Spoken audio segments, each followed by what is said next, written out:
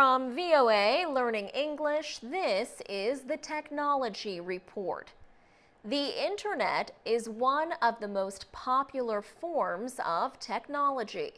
But can using the Internet have the same effect as taking a drug?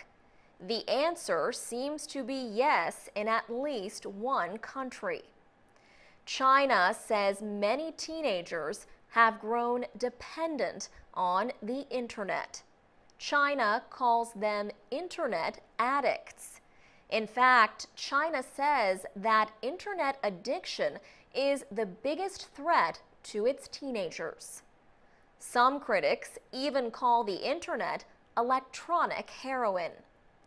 In 2008, China became one of the first countries to declare Internet addiction an official medical condition. Experts released a report that defined the condition or disorder. It said people with Internet addiction disorder spend more than 6 hours online doing something other than work or study. Based on the definition, China has over 20 million Internet addicts. The condition has led to the creation of over 250 camps within China. They are designed to treat young addicts. The camps treat the country's young addicts for their dependence on the Internet and video gaming. Teenagers can spend 3 to 4 months at a camp.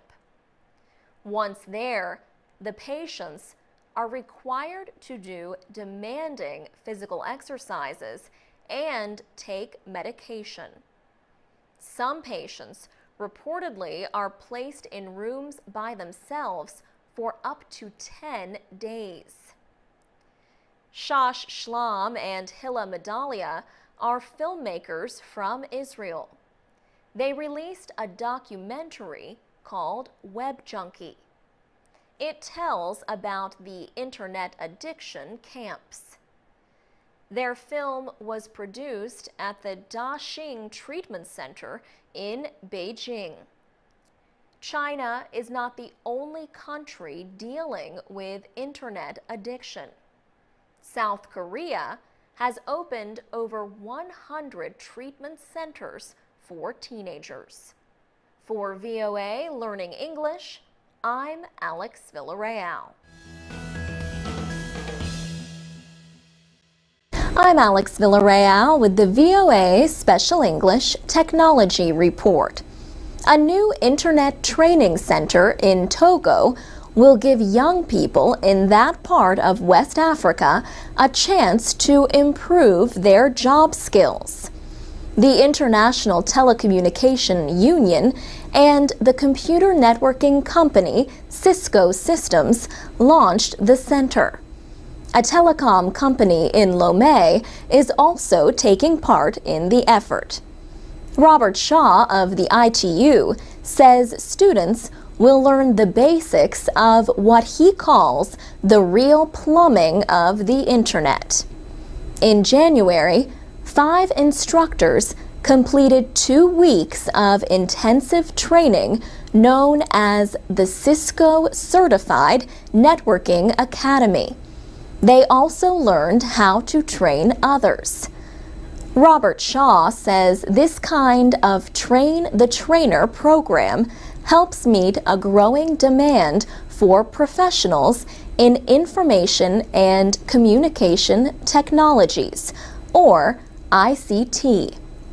He said, "The Internet and these networks are growing so fast, it's really hard to keep up. And the rate of change means it's very difficult for the classical educational programs to keep up with the demand that's out there in the marketplace."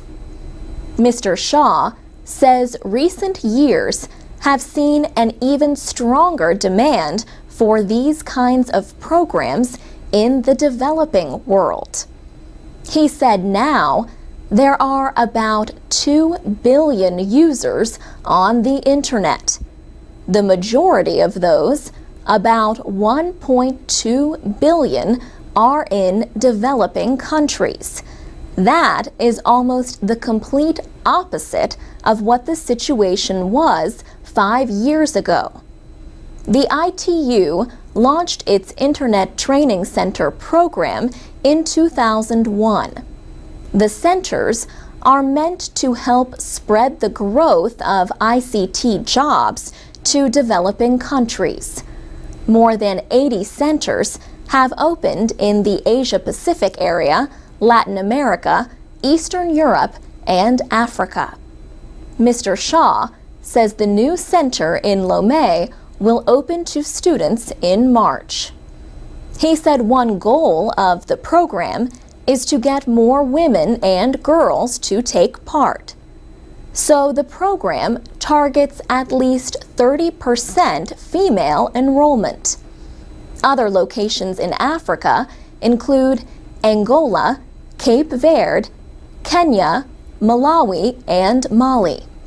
They also include Rwanda, Senegal, Tanzania, Mauritania, Uganda, and Zimbabwe. Students pay for the training. The cost is different in each country. Those who complete the program are known as Cisco certified. The program lasts about 6 months because most students attend part-time. For VOA Special English, I'm Alex Villarreal. You can comment on this story at voaspecialenglish.com. You can also find us on Facebook and Twitter at VOA Learning English.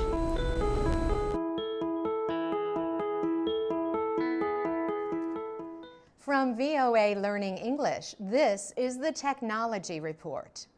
Workers at the damaged Fukushima Daiichi nuclear plant in Japan will soon begin another cleanup effort. More than 1,500 nuclear fuel rods are to be removed from a damaged storage pool 30 meters above ground inside the Reactor 4 building. TEPCO, the Tokyo Electric Power Company, owns the nuclear power station. Critics say TEPCO should not be trusted to carry out the operation. However, TEPCO General Manager Masayuki Ono says the operation has been carefully planned. TEPCO had to rebuild the Reactor 4 building after a hydrogen explosion destroyed it. TEPCO workers will first remove pieces of wreckage left by the explosion. Then workers will remove the fuel rods one by one. They will use a crane suspended above the building. The fuel rods must not touch each other or break. Nuclear experts warn that any accidents could cause an explosion many times worse than the one in March 2011.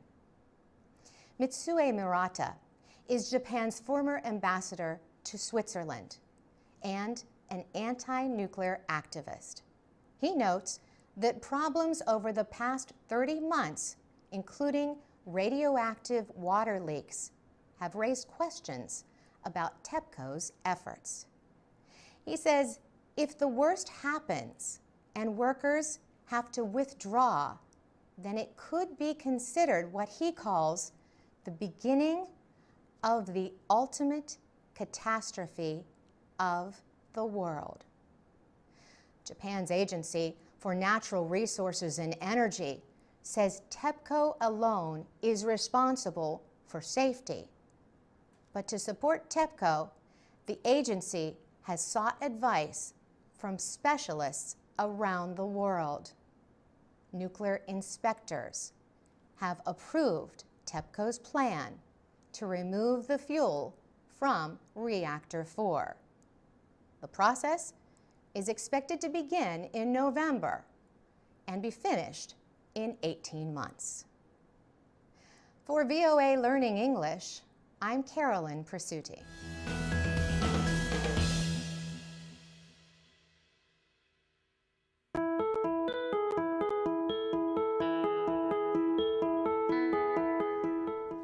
From VOA Learning English, this is the Technology Report. China's Tianhe-2 supercomputer has been rated #1 on the top 500, a list of the world's most powerful computers. Experts measured the supercomputer's performance at 33.86 petaflops, or quadrillions of operations per second. China's National University of Defense Technology developed the supercomputer, which runs twice as fast as the #2 rated Titan supercomputer. That machine belongs to the U.S. government's Oak Ridge National Laboratory in the southern state of Tennessee. Tianhe-2 and Titan are part of the race to make supercomputers faster and more powerful. So, what is a supercomputer? A basic personal computer has one microchip at the center of its operations. This central processing unit, or CPU, carries out a set of commands as part of a pre-designed program. The first supercomputers had a few more CPUs. The number grew as microprocessors became cheaper and faster. Andrew Grimshaw is a computer science professor at the University of Virginia. He says many supercomputers today are called parallel machines. Instead of one CPU, they have thousands. These parallel machines are made up of many individual computers called nodes. They are positioned in one block. They use a lot of power, create a lot of heat, and require huge cooling systems. They also use programs different from the ones used by ordinary computers. Professor Grimshaw says anyone with enough resources can build a supercomputer to solve problems that require millions of mathematical calculations. For VOA Learning English, I'm Carolyn Presutti.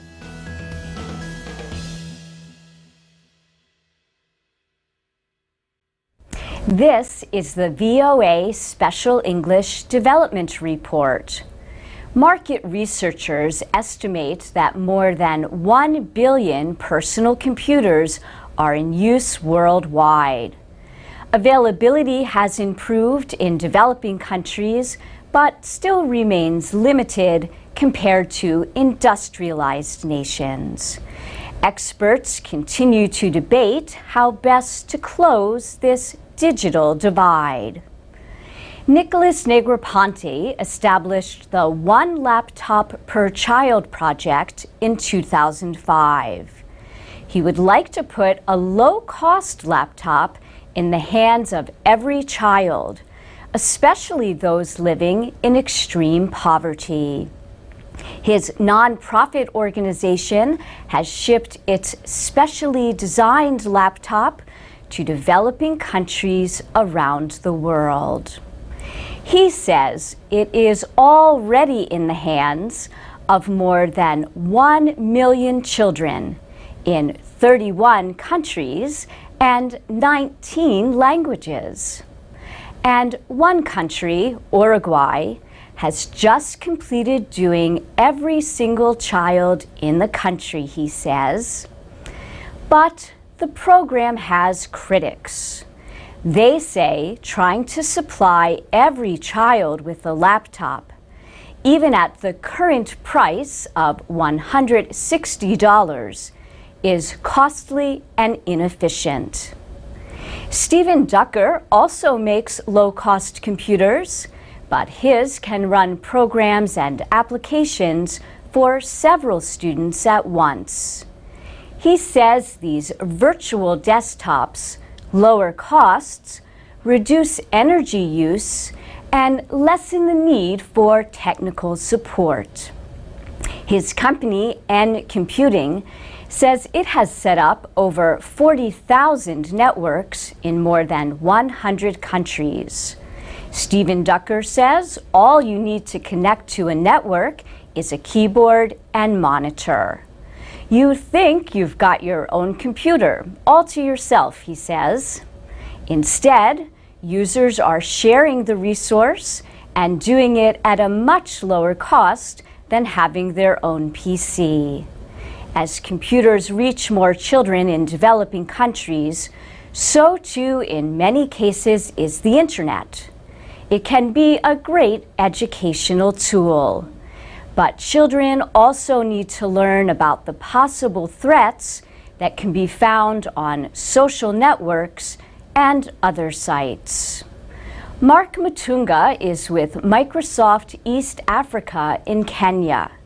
He says poverty may put African children especially at risk. They are being told, hey, you know what? I can send you a few dollars. I can come and visit you. I can buy you a ticket. You come to my country. His company is working with the Kenyan government and a children's rights group. Mark Mutunga says the coalition is trying to educate the public about how to protect children from online abuse. And that's the VOA Special English Development Report, available on Twitter and Facebook at VOA Learning English.